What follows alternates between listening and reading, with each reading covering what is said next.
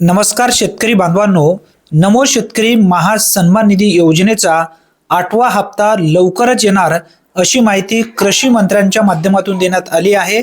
अर्थसंकल्पीय अधिवेशन, विधान परिषद इतर कामकाजाच्या दरम्यान त्यांच्या माध्यमातून जी माहिती देण्यात आली आहे ती माहिती आपण व्यवस्थित या ठिकाणी समजून घेण्याचा प्रयत्न करणार आहोत।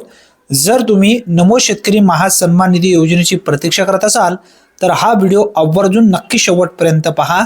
यामध्ये इतर काही योजनेचा सुद्धा उल्लेख करण्यात आलेला आहे, परंतु आपण या ठिकाणी नमो शेतकरी महासन्मान निधी योजनेसंदर्भात काय माहिती देण्यात आली आहे ती माहिती आपण या ठिकाणी थोडक्यात समजून घेण्याचा प्रयत्न करूया।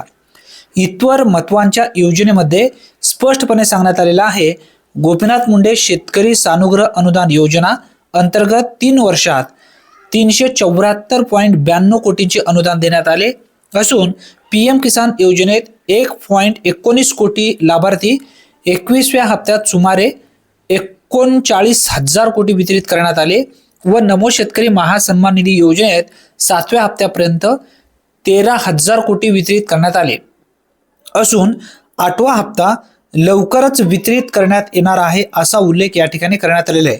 म्हणजे 8वा हप्ता लवकरच लाभार्थ्यांच्या बँक खात्यामध्ये जमा होणार आहे। नमो शेतकरी महासन्मान निधी योजना ही बंद झाली नाही, लवकरच या संदर्भात जीआर येईल। जीआर आल्याच्या नंतर आपल्या चॅनलवरती सर्वप्रथम आपण अपडेट घेऊया। 8वा आणि 9वा हप्ता एकदाच येणार आहे का?